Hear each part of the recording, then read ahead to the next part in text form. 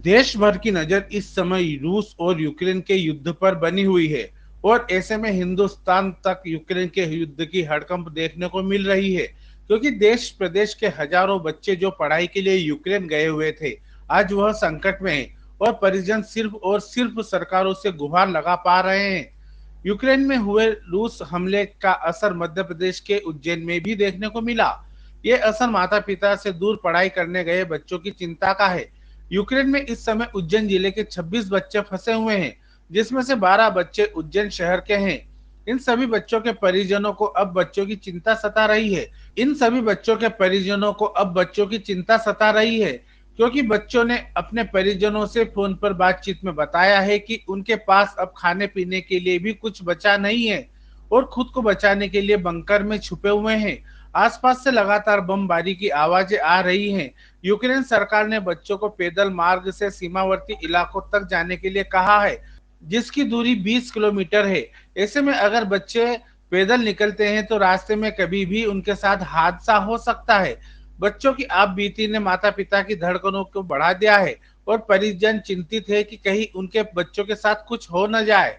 अब परिजन एक ही बात कह रहे हैं कि लोग कहते हैं कि मोदी है तो मुमकिन है, तो आज मोदी जी ये मुमकिन कर दिखाना होगा कि यूक्रेन से बच्चे सुरक्षित वापस आ जाए। इनके 15 से 20 बच्चे हैं प्रॉपर उज्जैन के, जो यूक्रेन में के टर्नोपिल यूनिवर्सिटी में है ना। वहाँ सेना करीब करीब 200 किलोमीटर पर बची हुई, वहाँ पहुँचने में बच्चों को परेशानी आ रही है। सरकार से अनुरोध है हम सब पेरेंट्सों की तरफ से कि हमारे बच्चों को जल्द से जल्द वहाँ से सुरक्षित बुलवाया जाए और फ्लाइट की व्यवस्था की जाए।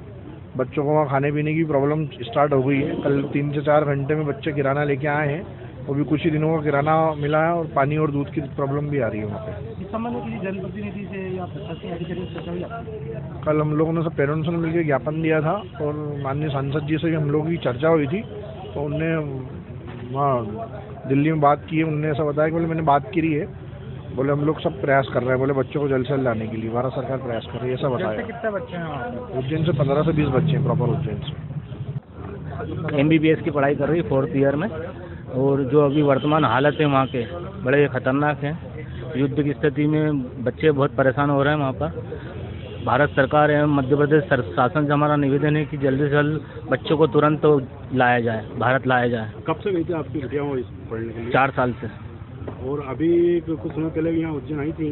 हाँ, 1-1.5 महीने पहले आई थी, 1.5 महीने पहले। उसके बाद से आपकी किस प्रकार चर्चा हो पा रही है उनसे? चर्चा रोज मोबाइल पर हो रही है, व्हाट्सएप पर। वहाँ के जो हालात है उस हिसाब से आगे की जो हाँ, बहुत खतरनाक हालत है, बहुत ख़राब हालत है वहाँ से। इसके लिए बच्चों को बहुत परेशानियाँ हो रही है, तो भारत सरकार से निवेदन है कि तुरंत जल्द से जल्द बच्चों को लाने का, एयरलिफ्ट करने का प्रयास किया जाए। बच्चे बहुत परेशान हैं। नहीं, मेन समस्या ये है वहाँ पे बच्चों की कि बच्चों को चलो ठीक है, इंडियन गवर्नमेंट कह रही है कि हम एयरलिफ्ट करेंगे बच्चों को, लेकिन आज वो जिस जगह से पे हैं वहाँ से जाने के लिए कोई साधन नहीं है उनके पास। तो सबसे बड़ी समस्या ये है कि अगर मान लो कल से कोई गवर्नमेंट की तरफ से एयरलिफ्ट का प्लान बनता भी है, तो जहाँ बच्चे हैं वहाँ से जो बॉर्डर का किराया जो दूरी है लगभग 200-200, 300-300 किलोमीटर है, और वहाँ पे कोई कमर्शियल व्हीकल अभी है नहीं, और न कोई यूनिवर्सिटी की तरफ से इस तरीके की व्यवस्था है कि बच्चों को वहाँ तक बॉर्डर तक भी ले जाया जाए। तो हमारा सरकार से निवेदन यही है कि ऐसी व्यवस्था की जाए कि बच्चे जहाँ जहाँ पे हैं वहाँ से उनको बॉर्डर तक के लिए भी व्यवस्था की जाए लाने की। मेरी भारत सरकार से रिक्वेस्ट है कि बच्चों को जल्दी से जल्दी इंडिया लाए। मेरा नाम उषा शर्मा है, मेरी बेटी शिवानी शर्मा है। बच्चे काफ़ी परेशान हो रहे हैं, उनको खाने पाने भी नहीं मिल रहा है ठीक से, और बच्चे बहुत पैनिक हो रहे हैं। तो प्लीज़ प्लीज़। आपके बच्चे कितने समय पहले वहाँ गए थे और किस चीज़ के लिए गए हुए हैं, और कितना कोर्स उनका वापस बचा हुआ है? मेरी बच्ची MBBS के लिए गई है, 4th ईयर में है वो, और उनका 1 ईयर और बचा है। लास्ट टाइम कब बात हुई आपकी बच्चे से? मेरी लास्ट टाइम बच्ची से कल बात हुई थी। क्या कहना पड़ रहा है बच्चे का? बच्चे काफ़ी पैनिक हैं, भूखे प्यासे हैं, बंकरों में रह रहे हैं और बहुत परेशान हो रहे हैं। आपको लगता है सरकार को जो हिंदुस्तान की सरकार है उसको जल्दी से जल्दी मदद करना चाहिए? हाँ, बिल्कुल जल्दी से जल्दी मदद करना चाहिए और बच्चों को लाना चाहिए उन्हें। उज्जैन जिले से कितने बच्चे होंगे? हाँ, उज्जैन के यहाँ से कम आसपास एरिया के मिला के 26 बच्चे हैं।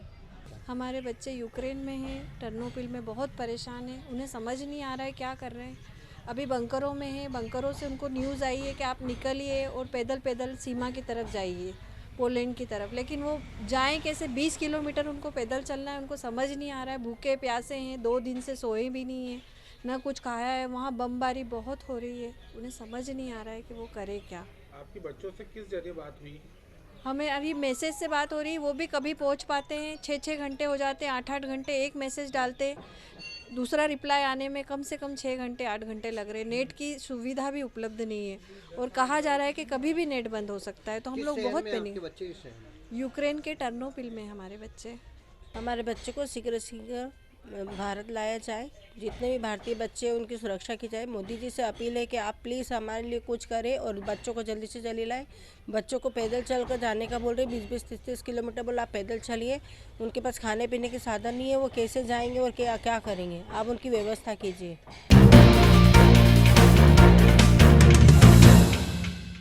फ्रीगंज स्थित प्रॉपर्टी विवाद में हुई हत्या मामले में जिला न्यायालय ने प्रतिष्ठित दूध व्यवसायी सहित 4 आरोपियों को दोषी करार दिया है। वहीं सभी को आजीवन कारावास की सजा भी सुनाई है। उज्जैन जिले के न्यायालय ने शुक्रवार को एक अहम फैसला सुनाया है। यहां फ्रीगंज स्थित एक प्रॉपर्टी विवाद में हुई हत्या के मामले में आरोपियों को दोषी करार दिया गया। मामले के वकील ने जानकारी देते हुए बताया कि 4 आरोपियों को दोषी बताते हुए फैसला सुनाया गया है। कोर्ट ने शहर के प्रतिष्ठित दूध व्यवसायी और अन्य 3 लोगों को आजीवन कारावास की सजा सुनाई है। जिन आरोपियों को दोषी करार दिया है उनमें फ्रीगंज क्षेत्र के प्रतिष्ठित दूध व्यवसायी भी शामिल है। दरअसल सालों पुराने इस मामले में दूध व्यापारी के द्वारा षड्यंत्र पूर्वक हत्या कारित की गई थी। जिला न्यायालय ने धारा 302 एवं 120 बी भादवी में आजीवन कारावास एवं 80,000 रुपए के अर्थदंड से दंडित किया गया है। आपको बता दें कि 2009 में एडवोकेट नलिन शर्मा की एक्सीडेंट में मृत्यु हुई थी। जांच के दौरान एक्सीडेंट की घटना हत्या के षड्यंत्र में तब्दील हुई थी। उक्त मामले में आज कोर्ट ने फैसला सुनाया है।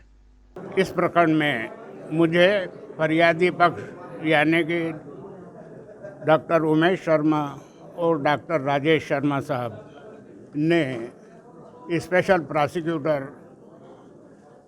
करवाया था। ये एडवोकेट नलिन शर्मा साहब की हत्या का मामला था। एडवोकेट नलिन शर्मा साहब के पास फ्रीगंज में जो माणिक भवन नामक एक मकान था, उसकी एक दुकान और 2 कमरों का आधिपत्य था। उस आधिपत्य को लेकर मोहन वासवानी एडवोकेट नलिन शर्मा से रंजिश रखते थे। इसी कारण उन्होंने एक दीवानी दावा भी लगाया था, जो उनके मृत्यु पर्यंत वो मामला चल रहा था।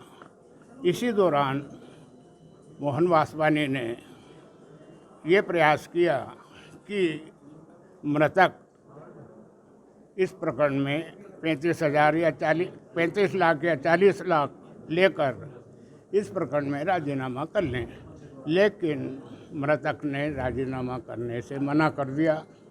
इसके पश्चात एक षड्यंत्र हुआ और उस षड्यंत्र के अंदर राजेश शर्मा और राजकुमार राठौर का सहारा लेकर मृतक के पास भेजा गया और मृतक से कहा कि आप इस प्रकरण में राजीनामा कर लें। अगर आप राजीनामा नहीं करेंगे तो आपके साथ में कुछ भी हो सकता है।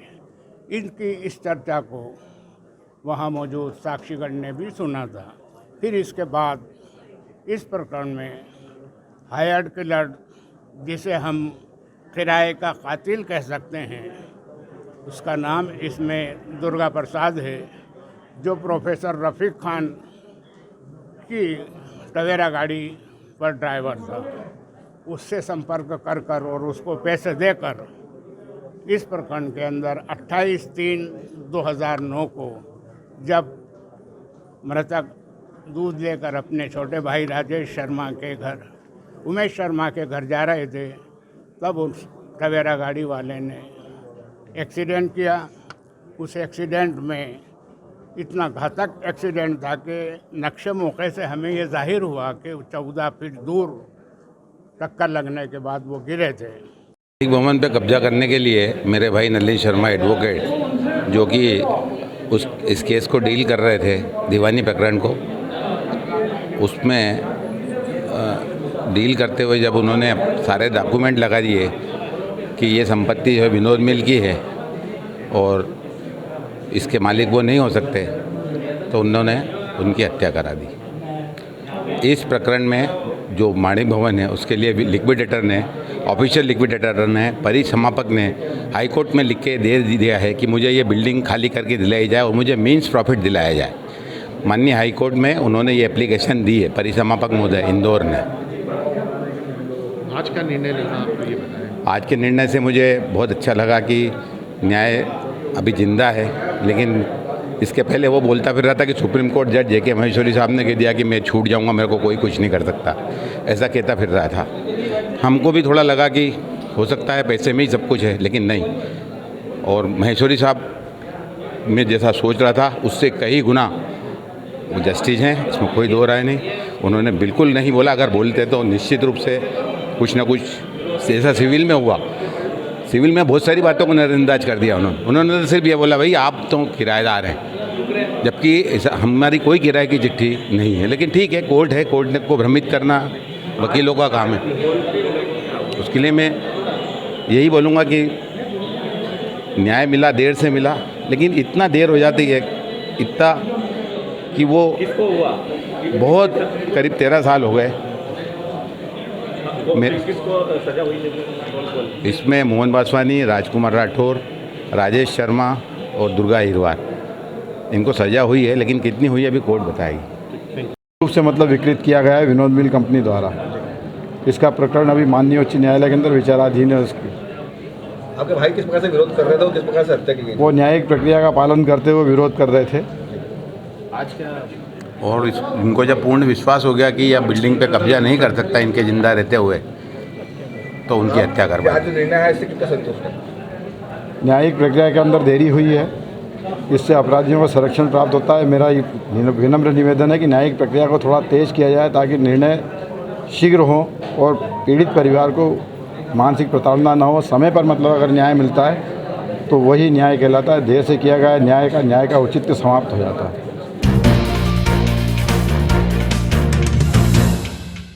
उज्जैन में शिव नवरात्रि बड़े धूमधाम से मनाई जाती है। 9 दिनों तक बाबा महाकाल का अलग अलग रूपों में श्रृंगार भी किया जाता है। इस श्रृंगार का मुख्य उद्देश्य बाबा को दूल्हे के रूप में तैयार करना होता है। जिस प्रकार शादी से पहले दूल्हे को तैयार किया जाता है, उसी प्रकार की रस्म बाबा महाकाल के साथ की जाती है। आज बाबा महाकाल को विशेष रूप से मन महेश रूप में श्रृंगारित किया गया। यहाँ बाबा का रोजाना विभिन्न रूपों में श्रृंगार हो रहा है और महाशिवरात्रि पर महाकाल बाबा की शादी की जाएगी। गाया महितावतार मुक्ति प्रदानाय भवसज्जनानाम अकाल मृत्यु परिरक्षणार्थम वंदे महाकाल महम सुरेन्द्रम।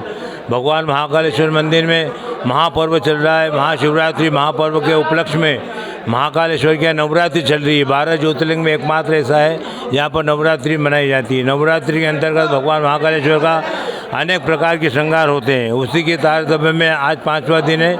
मन महेश्वर की झांकी लगी हुई है।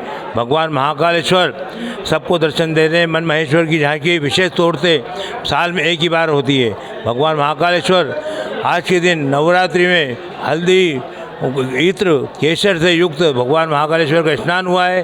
तत्पश्चात नए वस्त्र धारण कर रहे हैं। अनेक प्रकार की मिठाई से भोग लगाया गया है और भगवान का श्रृंगार किया गया है। महाकालेश्वर का आशीर्वाद, नवरात्रि की शुभकामना। जय महाकाल।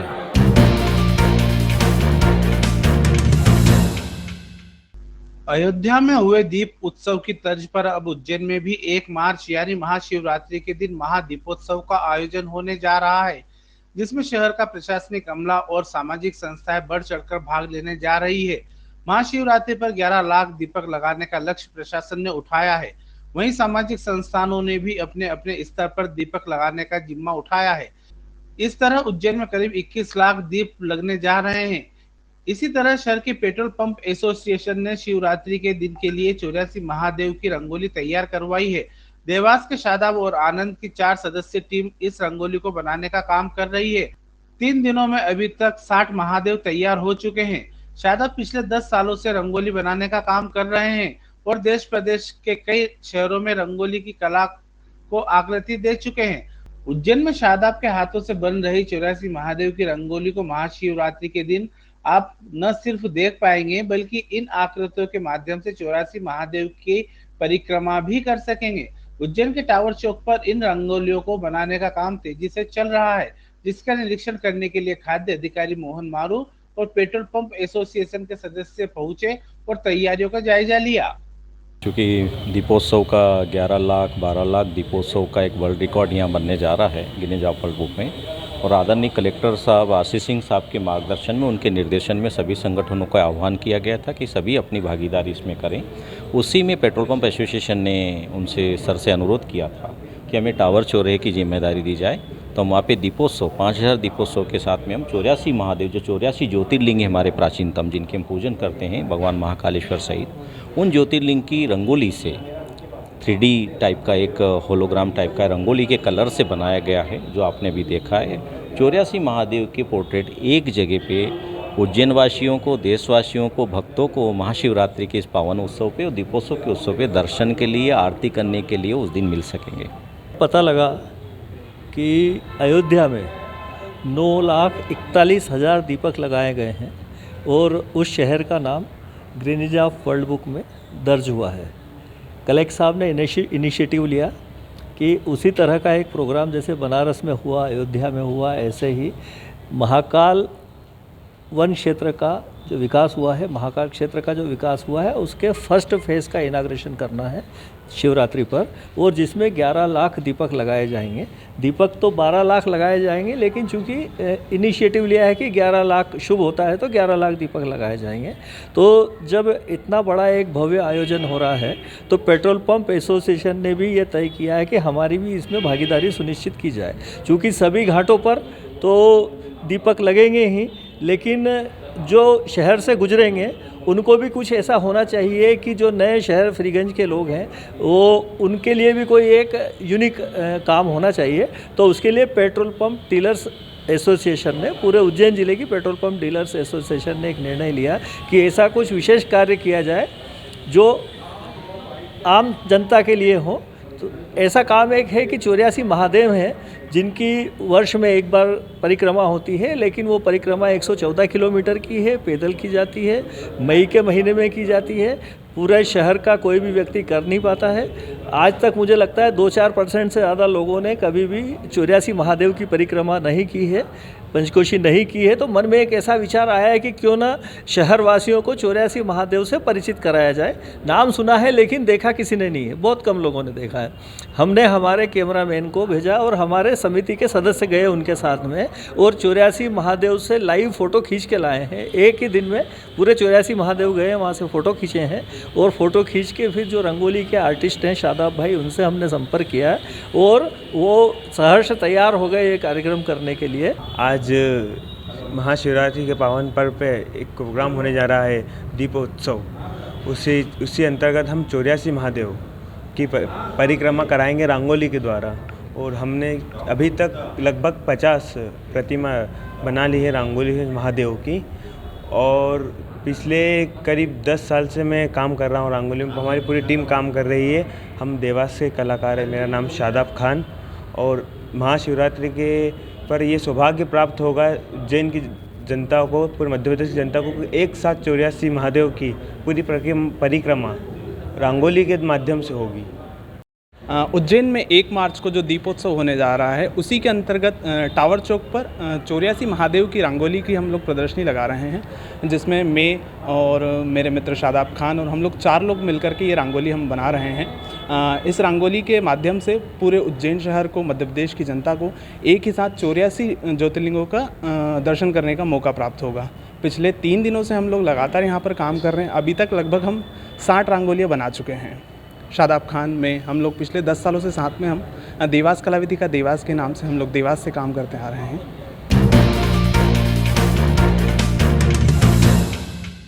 उज्जैन के विश्व प्रसिद्ध महाकालेश्वर मंदिर में प्रवेश को लेकर आए दिन विवाद देखने को मिलते हैं। इसी प्रकार का नजारा शुक्रवार को फिर देखने को मिला। यहाँ अग्नि अखाड़े के संत महाकाल के दर्शन करने पहुंचे थे। 13 नंबर गेट पर उन्हें मंदिर समिति के कर्मचारियों ने रोक लिया। इस पर साधु संत नाराज हो गए और मंदिर समिति के कर्मचारी और संतों के बीच तीखी बहस भी हुई। तत्काल अन्य कर्मचारी भी वहां पहुंच गए। संत का कहना है कि उन्हें मंदिर में प्रवेश करने से रोका जा रहा है और अभद्रता की जा रही है। वहीं मंदिर समिति के कर्मचारी का कहना है कि संत से परिचय पूछने पर वह भड़क गए और आवेश में आकर अभद्र भाषा का उपयोग करने लगे। हालांकि बाद में विवाद शांत हुआ और संतों को दर्शन के लिए प्रवेश दिया गया। आने जाने से यहाँ से प्रतिबंध लगा रहे हैं। बाकी ये क्या है, ये है संतों से तो भगवानों का जन्म जन्म का नाता जुड़ा हुआ है, फिर भी ये क्या हरकत है? नहीं बताओगे। आप कौन से अखाड़े से हो? अगले अखाड़े से। ये विक्रम टेकरी है ना उज्जैन, कृष्णानंद सरस्वती और बद्रीनंद महाराज जी गाना पावाले वो मेरे ही गुरु हैं। आपका क्या नाम है? श्री मोहितानंद महाराज। गार्ड्स ने इनको रोका, इनका परिचय पूछा तो ये अपना परिचय बताने को तैयार नहीं थे। फिर मैंने पूछा, गार्ड को धक्का दिया इन्होंने कि आप महाराज परिचय बताइए अपना। तो ये परिचय नहीं बता रहे और बोल रहे कि मारूंगा तुम सबको, मैं ये हूँ वो हूँ, तुम मेरे को जानते नहीं हो क्या। तो मैंने बोला आपका परिचय तो बताइए। तो परिचय बताने को तैयार नहीं, बाद में बोलते हैं मैं अग्नि अखाड़े का महाराज हूँ। ये कौन सा गेट है?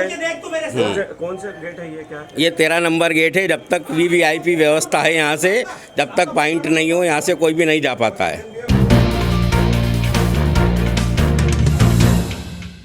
उज्जैन उत्तर के भाजपा विधायक और प्रदेश सरकार के पूर्व मंत्री पारस जैन एक शादी समारोह में शुक्रवार को ठुमके लगाते नजर आए। विधायक का यह वीडियो तत्काल सोशल मीडिया पर वायरल हुआ है। बताया जा रहा है कि विधायक पारस जैन भाजपा के एक कार्यकर्ता के परिजन की शादी में पहुंचे थे।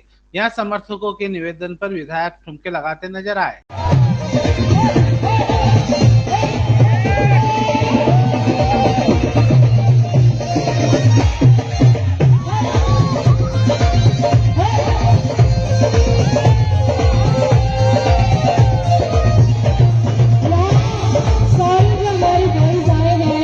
सारे जो इतने नौजवान लड़के आए, एक बार जोरदार तालियां बनती है सभी के लिए।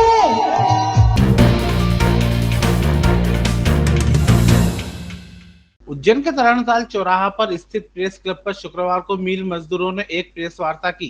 प्रेस वार्ता के माध्यम से मजदूरों ने अपनी मांगों को उठाया और सुप्रीम कोर्ट ने वर्ष 2021 में सरकार को आदेश दिया था कि मिल मजदूरों का बकाया भुगतान तत्काल किया जाए, परंतु आज दिनांक तक किसी प्रकार का कोई भुगतान प्राप्त नहीं हुआ है। बता दें कि विनोद मिल वर्ष 1991 में बंद हो गई थी। जिन कर्मचारियों को भुगतान प्राप्त करना है उनमें से करीब 2500 कर्मचारियों की मौत भी हो चुकी है। ज्यादातर कर्मचारी बीमार है। प्रेस वार्ता लेने वाले कर्मचारियों का कहना है कि अब वे धरना प्रदर्शन करेंगे और उग्र आंदोलन करेंगे। इसके साथ ही समाज के सभी वर्गों को साथ देने की अपील भी की गई है। विनोद मिल के भुगतान के संबंध में हमारी मांग है, जो 30 जुलाई को सुप्रीम कोर्ट ने आदेश दिया था कि 6 महीने के भीतर भुगतान जमा किया जाए। 31 जनवरी को वो समय निकल गया और अभी तक भुगतान नहीं हुआ और 27 फरवरी 2019 के आदेश का सुप्रीम कोर्ट का पालन किया जाए और सभी श्रमिकों का अतिशीघ्र भुगतान हाई कोर्ट में जमा किया जाए। ये हमारी मांग है। पेंशन वृद्धि भी की जाए और जो 35 करोड़ हमारा वेतन है 91 से 96 तक, उसका भी जिला कलेक्टर पैसा जमा करे, क्योंकि उसका दायित्व बनता है ताकि सभी श्रमिकों को पेंशन मिल सके। ये हमारी मुख्य मांगे हैं।